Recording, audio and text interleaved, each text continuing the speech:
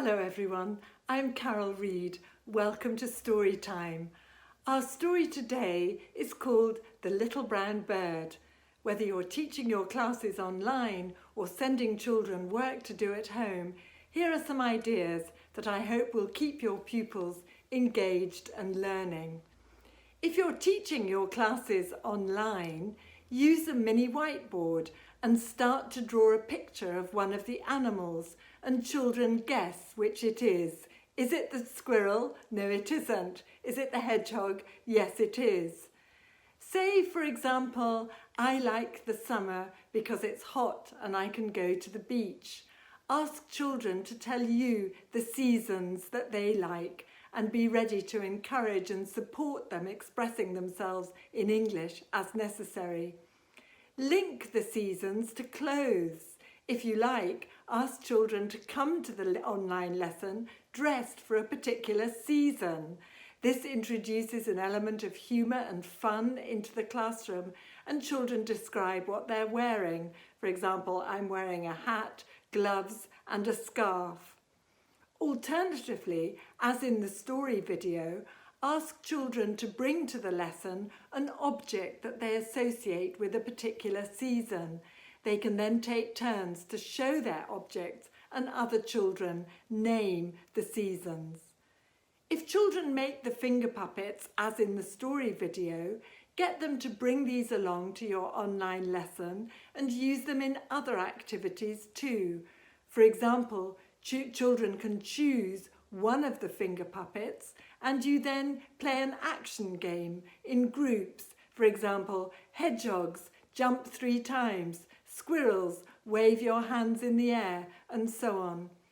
You can also get children to use the finger puppets with you to act out the story again.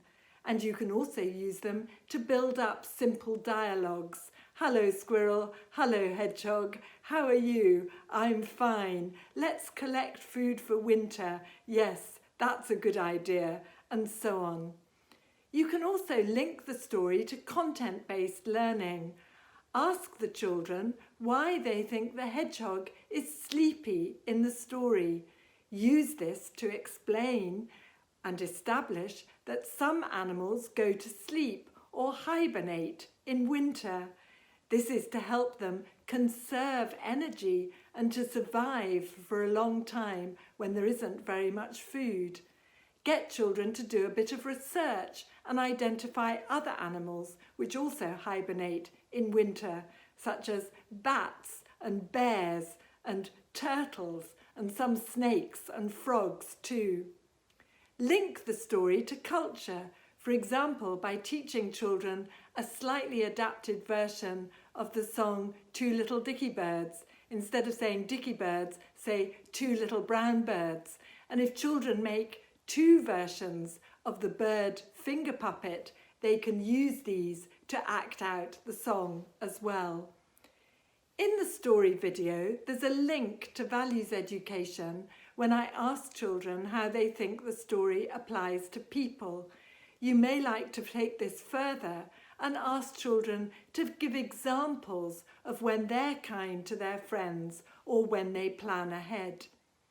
If you're sending children work to do at home, you might like to get children to draw a picture of the different animals collecting food for winter and to label the animals. They could also label the food, the nuts, berries and seeds that the different animals collect.